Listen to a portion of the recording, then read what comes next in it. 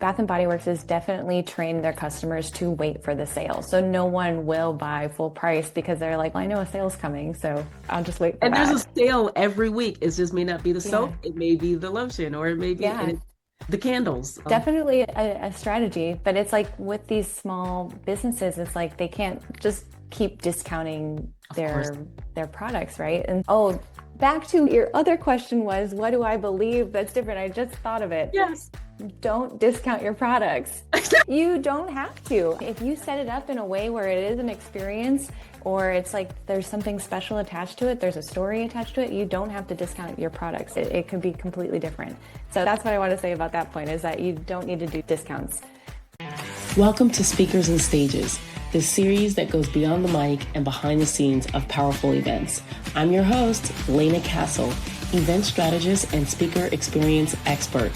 Yes, we're going to sit down and talk with event industry experts from backstage chaos to center stage clarity.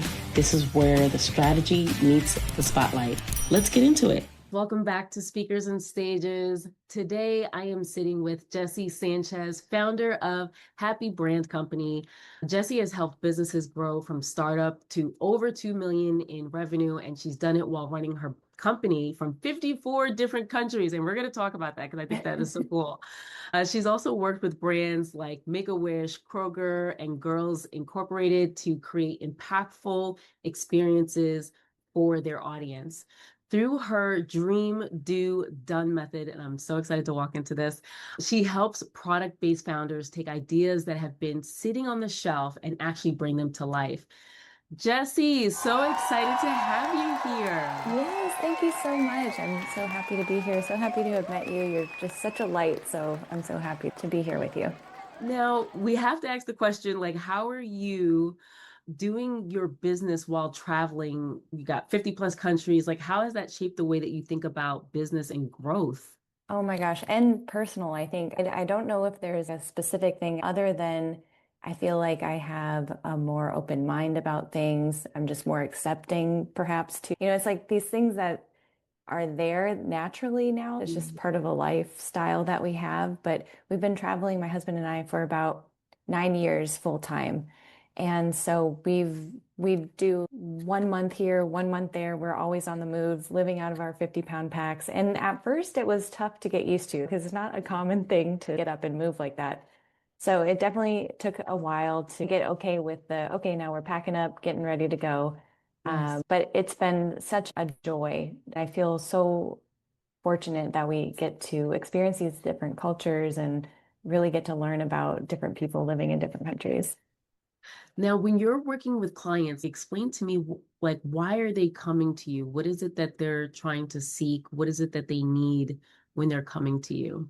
Yeah, absolutely. So before it was graphic design. So I've spent my most of my freelance career, entrepreneurship career as a graphic designer. And so now coming into this year, I'm now pivoting into more of a coaching experience to say. And so people are coming to me who have products, who are interested in figuring out this whole marketing game, digital marketing online. And the new thing that's coming out is the live shopping. And that's been really exciting to coach people through is how to present yourself online with your community of raving fans to have this shopping experience where it's like the closest thing that you could be to an in-person shopping experience, but having it online. And it's been really a fun, exciting channel. Yeah, when you and I first spoke, one of the things that I was like, wow, that's a good idea. You had mentioned about going live on one's own website. Yeah. Tell us about that, the differences between, okay, I'm going to go live on these social media platforms versus let me go live where I have most control. Absolutely. Yeah, that's just it. Because when you go live on a TikTok or Instagram, you're having to deal with all the other noise, the algorithm. Are people actually even seeing it? So when you get a chance to go live on your own website, you're letting your customers know when to show up, how to show up. It's another page on your website. And it's this really great app through Shopify. It's built for Shopify stores. So it's really great. It pulls in your products right there. They can shop right there while you're talking to them live. And it's just a really fun experience. Yeah, you and I were talking about this. Gary Vee is so on board with this is the next wave, live Absolutely. shopping. It's not going, you and I talked about this too, going to the mall, and that's of the past. People Mhm. not even just wanting to go on just online shopping, but having an experience and connecting with the person that they're buying from. And it's like they feel seen, the part of that experience. Absolutely. Yeah, that's what it's all about. It's obviously buying a product is very transactional, but I like to look at it as being transformational. How is it Mhm. transformational for the other person? You're bringing them confidence or joy or creating an experience that they can really jive with. So that way they're coming back to your product again and again. And they really like knowing about the founder and really connecting in a different way than that has been previous. And then when I think about certain founders that had that kind of mindset, like I think about Sarah Blakely or others that are Mhm. like, they went to do some improv and some just to kind of figure out how to loosen up a little bit and to be able to connect with the person one on one. This is my product. I just wanted to wear white pants without having lines show. And do you feel that way? And it creates more of a down to earth. And I think that's where we're moving back to anyway after the Yeah. pandemic and all the things that are happening in the world. People really do want to have that human touch. But you deal specifically with entrepreneurs who have a product. So Absolutely. I love that. And tell me the reason why it's so important. Like when you're working with those that have a product, it's something that is tangible. Yeah, it's because there's a lot of really amazing businesses out there. They're creating something meaningful and they're just wanting to give back to people, the world in a new way. So I've Yeah. seen so many sustainable products come out. I just found out about this one woman who created a 100% home compostable packaging for granola. And I was just like, wow, that's so great. Because you think about like all these plastics that are in our everyday, and for her to take a stand and want to just get rid of all that, I'm all for that. So there's these really amazing products out there that I would love to help uplift and help them get visibility that they would love to get and that they deserve, right? Because they're trying to do something good for the people of this planet and also the planet itself. Where does this passion, is it because of your experience in working in this space? What gets you excited working with entrepreneurs with their product and how they're trying to bring it out there to the market for people? Yeah, I think my passion relies with the lies in the founder itself because just seeing them have a smile on their face because of a sale or that they put themselves out there, they did a live event and that it wasn't as scary as they thought it would be. It really is so special to see them find that confidence and just feel very confident in, okay, I'm on my path, I'm doing what I'm supposed to be doing, and I've got the support to do it. And so that's really where I come in. And yeah, we talked about we're just innately positive cheerleaders. That's just who we Yeah. are. And so I think that's what we're here to do. And I'm happy to bring that to the Mhm. product founders. Yeah, and it comes off so naturally for you. I really want you to win. And I gotta ask about this strategy that you have or a framework, Mhm. dream, do, done method. What does that mean? Yeah, absolutely. Thank you. So basically is what we do inside this coaching collective that I started, a marketing and accountability program, is we focus on one thing. We focus Mhm. on the one thing that will move their business forward. So we start with like a 90-day game exploration where we brainstorm what that focus is, right? And so then we work our way backwards. So we start with what we're going to finish in 90 days, and then we write all the milestones that we'll reach to get there. So it's like you're tricking your brain in a way because once you tell your brain that it's done, it will work its way to get there. And so, for example, I was working with one of my members the other day and she didn't think that she got anything done that week. She was just like, I feel so flustered. I've been all over the place. But we went back to her 90-day game and she was checking off everything. I guess I I do do had that. more done than I thought I did. And so it's just because we've already established that this will be done in 90 days. Wow. And it's like her body is just working through the motions to do it.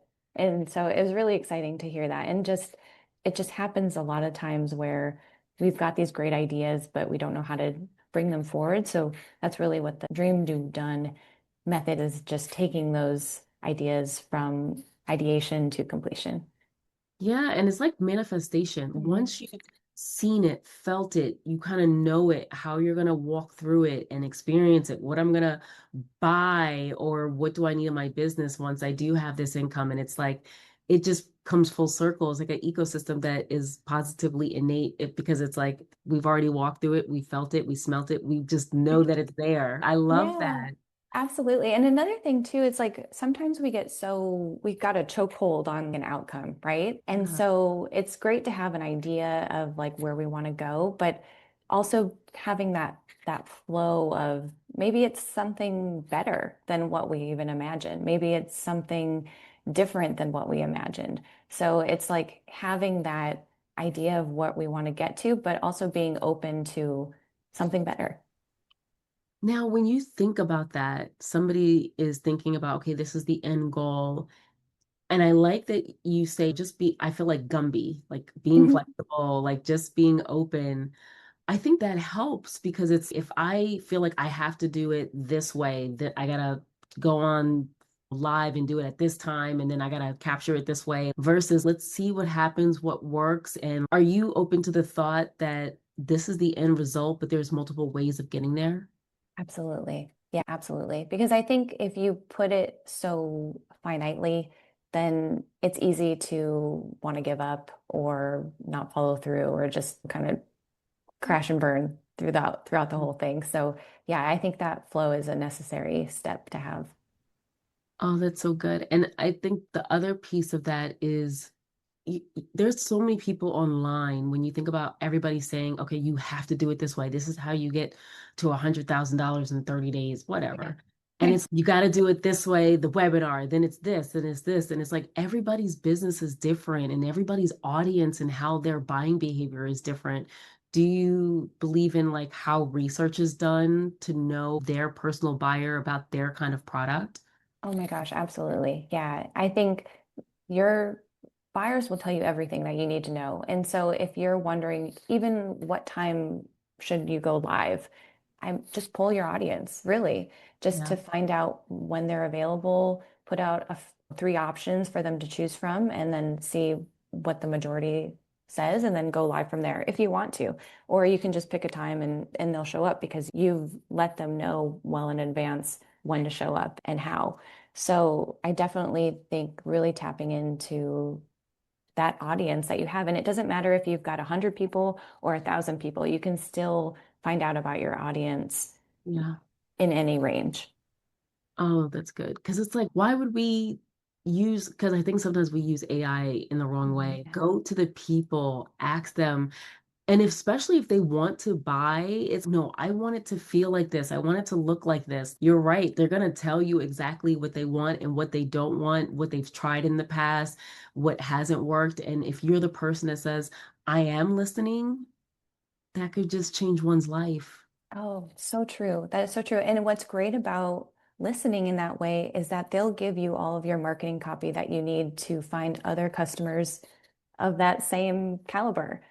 Yeah. It's just really amazing, like how you have, if you think about it more about a two-way conversation than just I'm going to blast you with all of these promotions, it totally changes the game.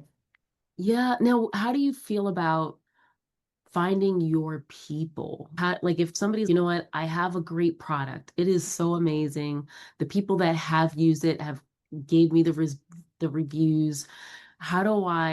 What do I do about finding my people that are similar to who's bought and has like it feels great to them? Yeah, this part is definitely hunker down and do the reach out.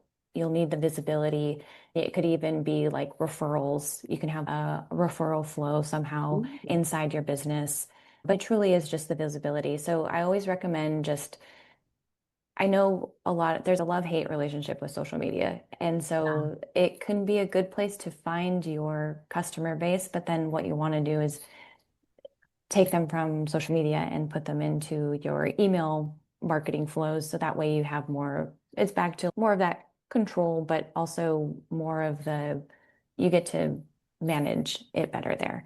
And yeah. so even just reaching out to 10 people a day on social media, and it's Ooh. not to pitch your product or anything like that, it's to genuinely start a conversation. So say you have a wellness product for gut health or something like that, and you'll go online and find other people who are talking about that and just comment on what they're talking about. So it's giving you visibility to your brand in that way, but you're not overtly, hey, go check out my product. And so it's just something that you can do, spend 10 minutes a day, 15 minutes a day, just reaching out on social media, genuinely commenting and boosting other businesses, other people, what they're talking about. You know what? I think about the time I was like 20 something years old. This is when I had a lot of time to be on social media. And I think about, so there's two things. There was a time where if you wanted to be my friend on Facebook, I had to get on a call with you. Like, I There you wanted to know go. who you were. I wanted to know what you did. I want to know how to pray for you. And that was it. I didn't ask for anything. I just wanted to know. And then getting into social media on Instagram, I was just like, I just wanted to cheer other people on. I would just be like, there were certain people I put that notification bell every time they posted, and I just wanted to just good job. People thought that I was just not being real. It was just like, is she really a raving fan, or is she? I really, there were certain people that I was like, I see what you're doing, and whatever I can do to promote it, push it. And then even to your point about affiliate as being a way, because some people might say, hey, this dress may not be for me, but I can push this dress on your behalf. And oh, thank you so much for 10% back or whatever the case may be for being able to push it to eyeballs that would have never seen this dress that I know is fabulous. I may not have the shape for it, but I know that there's so many people that they would rave about it. I think that affiliate marketing is something that people could really start tapping into as a way to have extra cash. Yeah, absolutely. And I love those special touch points, especially for you, like you do the voice notes. Yes. And I love that you do that because it's something different. It's something that people don't take the time to do. And it does take time, but it is part of that initial outreach, I think that is so important to find those raving fans. Yeah. And then when you talk about products, because if we think about from the time that we wake up to the time that we go to sleep, all the products and the things that we're putting into our hair or on our face or whatever, and do we ever take the time to even know what they're doing in the market day to day? Your shoes that you're wearing, if like you make me think about all the things that I'm committed to. I'm going to have this is Dove soap. You're like, that's it. It's this one and that's it. Everybody has their toothpaste or whatever. But do I ever go to Aquafresh and be like, good job, Yeah, Aquafresh? exactly. I just think about products in such a different way when I think about you because it's like not the little businesses, but it's like there's other companies and business owners that are like, they want to connect with the actual person. Some people, like some businesses have been doing it for so many years, they just pumping it out. And if you don't buy it, it doesn't matter. But there's certain people that it matters. Yeah. There's a reason. Yeah, and it's their livelihood. It's like they're supporting their families with their product. Oh, yes, it's a livelihood. And I think the biggest thing, and you know this better than me because you have the clients, the stories behind the product. Absolutely. That's where people really start to connect because once you get that, even if it's just a slight commonality or I went through that or I know someone who went through that, it makes such a Mhm. huge difference. And so that's when that connection point really starts happening. Yeah.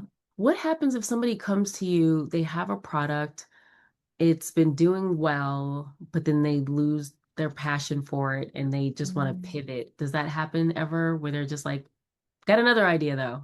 This one's not exciting anymore. Yes, absolutely. Yeah, one of the members in the collective this time, she was actually ready to close down her business. She was ready to say, sayonara, I'm done with this. But what she said throughout the program is that she's found a new love with her business. And that just made me so happy because now she knows she's got all these ideas, but it's Yeah. like, what should I focus on? So now that she's got something to focus on, she's okay, now I'm going to standardize my business and maybe I'll sell it one day. So it's just like these new ideas were popping up for her. And it could have been that she just started over too. That's okay too. But for her to come up with these new ideas was really exciting. Yeah. And I think the other thing is it's okay. Sometimes we feel like Yeah. we have to be tied to this one idea or this one thing versus being open to what could be next. But for your clients, where do they really get stuck most of the time? I think it is, especially with marketing, it's like what you said before. We get told we should be doing this, we should be doing that. So we've got all these ideas on that we need to spend time on social media and we need to email our clients and or our customers. And I think it's just getting lost in the to-dos, getting Yeah. lost in what we should be doing. So what I focus on is marketing specifically because I think that's such a great channel to be able to reach those fans, like we keep talking about, is you want to reach those fans, you want those connection points. And I think that email marketing is the way to do it. Oh, that's such a good way to put it. Now, you've worked with different organizations like Make-A-Wish and Kroger. What do they understand about creating impact than smaller brands? What are the smaller brands missing that the big ones, they get it? Yeah, that's such a great question. I would say storytelling for sure, especially with Make-A-Wish. They are really great about storytelling. It's in everything that they do. Mm, And I think instead of what I teach on email marketing is that it's not for you to push your products, right? It's not every email should be like, hey, go buy this collection. It's really bringing in the stories of how this adds value to your life. So whether it's personal stories from the founder or stories about a customer, those are really great too. Those are the bulk of the emails or any content that you want to go out. It's like you really want to focus on the value first and then bring in the product. And so the same thing happens in lives too, where you're going live, talking about your product, sharing your product. And then, yes, they can purchase because they can see it off to the side there, but it's not the main focus of going live. So it kind of takes the pressure mm. off in that way, where it's not like you have to be out there in front, just, Yeah. used car salesman type Yeah. person. That's not what it's about, but it's more about just bringing that value. So it's like no matter what they're getting in your email, it's like it's a joy to open because you're giving them education or empowerment or you know, entertaining them in some way. So it's a I good way to love look at that. it. I think it was Russell Brunson in his book, .com Secrets. He talks about the different types of emails, and there's the one that's called the Seinfeld. If you ever watch Seinfeld, there's no rhyme or reason. It's just like we wake up, we're in the apartment, and now we're just at the diner. It's just, it does not have a straightforward, it's like sometimes that's your email. It could just be like, let me just tell you what's going on in my life. And I think that also connects people with the brand of that product, of the human person behind it, their family, what's going on with them. And it makes, I just think about some of these brands that came out most recently that are just, I think about Kim Kardashian, right? Just stick with me. Emma, which I didn't know was the co-founder, she's the one that brought the idea of Skims to Kim Kardashian. And she was just like, I can't just always be the face of this brand. It's exhausting. So then she's, what if we had other people that look different, bodies are different? They had different designs for amputated legs or those who have breast cancer. And the women that had the breast cancer are the ones that were like, this is an amazing bra. They were raving. And I think when we can get to a point where you don't have to do as much work, the product is speaking for itself, the raving fans are speaking for it. They're the ones typing about it, and it's like everybody's in agreement. And I think that's the beauty of, you don't even have to do as much work. You can just be able to share somebody's post or repost their thing because they're talking about it. Yeah, that's the most beautiful thing. Like when you get that user-generated content, it just makes life so much easier. And that's the goal when you reach these fans of yours. It's like they'll just naturally want to share in Mm. that way. And that's a really special moment. I love it. I didn't know that was what Skims was doing. That's really cool. Oh yeah. And it wasn't until I watched the masterclass, Kim Kardashian's masterclass, and she was just talking about you, the person being the brand, and then her elevating and changing it to this has been her journey. And I wanted to go this route. It was a little crazy, didn't work out. But when people would say, hey, I have an amputated leg, you don't have Skims. I normally just cut the other one.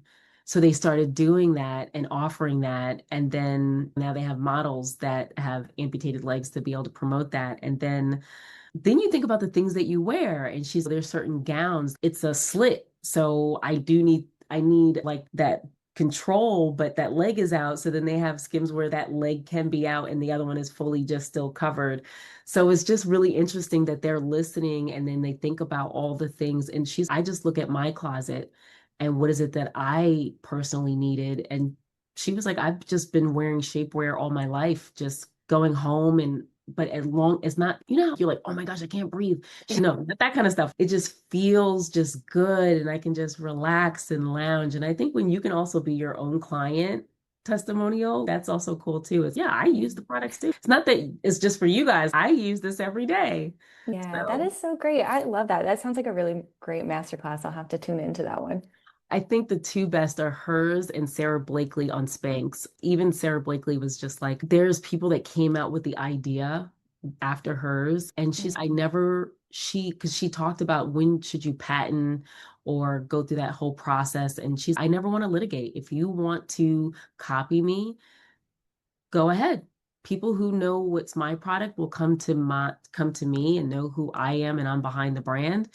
And it's either they're coming to me or they're not. And I don't feel like legally fighting. And I thought that was just like so many people want to trademark and patent things. And it's like some of it is just whatever. I feel like I am the person.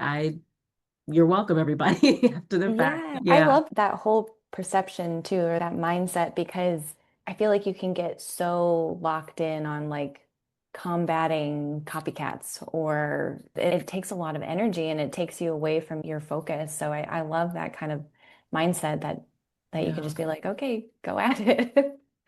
Now, question, what is something people believe about building a brand or a product that you actually disagree with? Oh, oh, that's a good one. I'll have to think about this one. Yeah. Yeah, that's a really good question. I'm sure I have something. It's no, I don't agree with that. Oh, I know I had an answer to this. Okay, we might have to come back to this one because Okay. I'll think No. about that. Okay. Okay. So I That's a have good to one. ask, but I do have to ask you this, like how much of a brand success comes down to the experience that they create, not just the products itself? I know we've been talking about that, but can you just dig a little further into the experience? Because you and I are experienced. We love a good experience. Yeah. And if you make me feel like I should be here and welcomed and not a mean girl, like you can't sit at this table, what does that like when I think about a brand success, like when it comes down to the experience that they create versus the product like by itself, like how much of that is really the success of a experience versus the product? Oh, that's so good. There's a quote out there where it's something along the lines of they won't remember what you did or what your brand is, but they'll remember how you made them feel. Yeah. And that is so true. It's like we're all looking for an experience when it comes to shopping online or with the product itself. So even like those videos of unboxing, how they got really large and people are just really excited about that whole experience. It's like you're opening a gift and what will I find inside? Maybe there's dried flowers or a special note from the founder, but you can make it really special in that way. I love that. And then they got into this ASMR, whatever it is, and like they doing the sounds and they're touching everything and it's ooh, the Yeah. box. And like, and then, but it's so interesting because it's like it kind of gives you a sense, like it gives you sensory in a way that might be how it feels or like how soft it is. To your point about unboxing, I'm just like, that is such a good point that you're making about the unboxing experience that people are like, I feel like I'm there. I feel, you know what, when I get my box, I want to be able to touch and feel and go through that too. Yeah, absolutely. So anytime you can make an experience, whether it's like through a welcome email series or through the live shopping, where make it more fun. Maybe we had a live shopping experience where there was a giveaway, and that worked out really well because we were asking the people that were there who's interacted with my brand before, and there was one or two that hadn't. And so when the giveaway came around, we gave the gift card to the person who had an experience. And then she went right away and made a purchase with that gift card. So it was like a really cool experience to see that all unfold.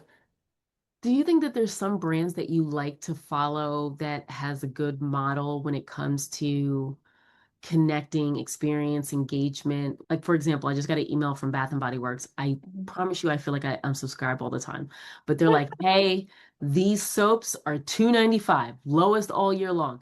And if you stick around, it's But every single time I get an email, like what I've learned about Bath and Body Works, never buy full price, ever. There you go. But it's like it's every week they are rotating, like this is like the next smell, this is the next Mhm. thing, and this is like what's trending, and they're kind of even guiding you on, is it more of a citrus? And so it's just, are there any brands that you can think of that are like doing it very well when it comes to the email marketing, like how they're presenting their deals and discounts, and they're still making that connection in a way? Yeah, and I love that you just said that because Bath and Body Works has definitely trained their customers to wait for the sale. So no one will buy full price because they're like, well, I know a sale's coming, so I'll just wait for And there's a that. sale every week. It just may not be the Yeah, soap, it may be the lotion, or it may be yeah, the candles. definitely a strategy. But it's like with these small businesses, it's like they can't just keep discounting Of course. their products, right? And oh, back to your other question was, what do I believe that's different? I just thought of it. Yes. Don't discount your products. You don't have to. If you set it up in a way where it is an experience or it's like there's something special attached to it, there's a story attached to it, you don't have to discount your products. It could be completely different. So that's what I want to say about that point is that you don't need to do deep discounts. And so then back to a brand that's doing it well, I really love Primally Pure. They're a great skincare brand out of California. They're doing it all with, they've got a lot of great beef tallow products. But what they do in their emails is that they educate. So they have, and I just save them because I think they're great examples of what great content could look like. But they do that 80% value and then 20% selling in the emails. And I'm excited to open up their emails when I get them because I'm like, oh, what am I going to learn today? I love that. And do you have a place? I think about Amy Porterfield. I love going to her website. I just love how everything is just organized of, she has a page where these are all the things I use. If it's the camera, if it's the mic, if it's like even her Slack, you can click on it and she's an affiliate. Do you have a list of all the things that you love that are like, it's your, I feel, you know how Oprah has her like, these are my books for this season. Do you have Absolutely. your list of these are the products that I would say are the best? Because you travel a lot, so you might Mhm. have a different look and feel for what that feels and looks like. Yeah, you've given me a great idea because I think I can definitely add that to my new website that I'm building. Yeah. And there's so many things, like when I think about that, if it's on your website and you basically are an affiliate, these are the pillows that I use, these are the luggage that I prefer. And because you travel so much, everything that you're bringing is so necessary. And it's, yeah, might as well just get on your guys' list and just, if people say that you are the queen of products and marketing them and the experience, I would say that people would come to you to say, hey, what's the best this? And even if you don't know what it is, I can just have somebody go test what are the top five, send them to my house, and I'll try them out and I'll tell you which one's the best. Wow, this is so fun. I love that. I think that's such a great idea. I've always thought it would be cool to do a marketplace, have a marketplace of the best and just showcase it in that way. That's a really fun idea. I love following people that have the Amazon. There's this one lady, I'm gonna send it to you. She just said it was just a video of these are the Amazon things that I brought for my house, and it's the lighting and I've seen that one. It's amazing. I'm It like, was so I amazing. went right to her link and I just saw everything there. And I was like, do not go down the rabbit hole. Don't touch any of this stuff. This is just so clickbait. But I was just like, I get it. But I wonder if people would just send products. Somebody gave me, I lie to you not, it's here at my desk. I went out to dinner and she sells incense and it's Ooh, probably very not too nice. close. And she had the packaging. She took, oh, here it is. Took 5 years or something like that. Oh, And so she has these individual scents, and it comes with what each of them represent. This one is exotic incense. This one is dragon's blood. I don't know. And the one I lit yesterday was serenity, but met her and she was like, here's a couple of samples. And I'm just like, that's what people should do if they've never tried it, is like, how do I get it in the hands of people that they are going to change? This is going to be their new scent, or this is going to be their new yeah. thing. I Like, absolutely love that. It's such a great idea. One of my favorite skincare brands that unfortunately went out of business was Ren Skincare. And they always, you would buy your whatever you were aiming to get, and Yeah. then they would put a little sample in there for you. So then you'd get to try something else. And it's just a little mini bottle of something. And I always love that because you're like, oh, you get another gift, even though you went intentionally to buy that one thing. You got two other things in your order. Now, question, I have a curveball question because the people that are watching, either they're speakers, there might be meeting planners, AV producers, everybody. But when I think about speakers, they are coming to an event and they're like, I have my book. And I was talking to someone yesterday for the podcast and talking about just the products and how to position it, whatever your methodology should be in the book. So every time you're talking, it should be in the book.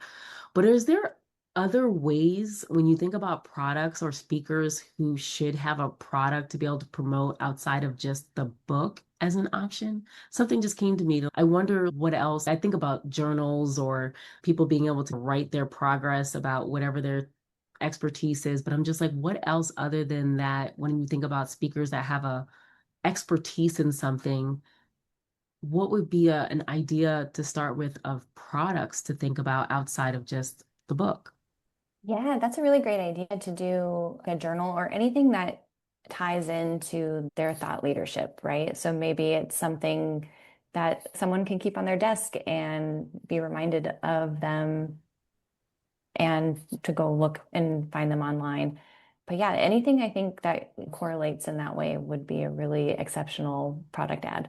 I'm gonna start thinking about that. You make me think about products in a whole different way that I'm like, when I go and speak, what could I give? And I would like to give it as a gift that's Mhm. different than anyone that's ever spoke, that connects with the talk that I'm talking about. It connects with my eventual offer that they think it's my husband is all about if you're going to buy something, make sure that if it's going to be fashionable, make sure it's functional as well. So So true. it looked good. It's something that you're never going to throw away. I'm going to use this thing. So I don't know what that is, but when I figure it out, I'm going to let you know because now you We can. can brainstorm. We can Yeah, brainstorm I on that. It'd be love great. that. I just thank you for taking the time and coming to sit with us. And I love this because sometimes we just think about services and things like that from a business perspective versus an actual product. You have no idea how you've just opened my mind and my heart about what a product, a tangible thing could do in the hands of those that follow me and what would that be. And so I'm not going to try to use AI. I'm going to try to go to the whiteboard first and try There to you figure go. it out myself first. And so Oh, I good. love this. And so how can everyone find you? What is your preferred way? Is it LinkedIn? How should everyone connect? Yeah, thank you. I'm on LinkedIn and or through my website, happybrandcompany.com. Okay. And if they go to the happybrand.com, they can book a call with you. Is that correct? That's correct. Yes. Okay. And what can they expect on this call with you? So if they have a product, then we'll talk about where they're at, where they'd like to be. And it's mostly just a discovery call. Oh, good. Okay. So you guys heard it first. The link is here. Make sure to connect with Jessie. This is not fake. This is Jessie every day. I promise you. This is her heart. This is her light. This is who she is. And so if you would like to connect with her, I've put her LinkedIn information down there, her website. Definitely book a call if you have a product and you're figuring out either how to scale and market. She is the go-to person. So thank you so much, Jessie, for joining us on Speakers and Thank you. Stages today. Thank you so much. It was such a joy. Thank you. Take care.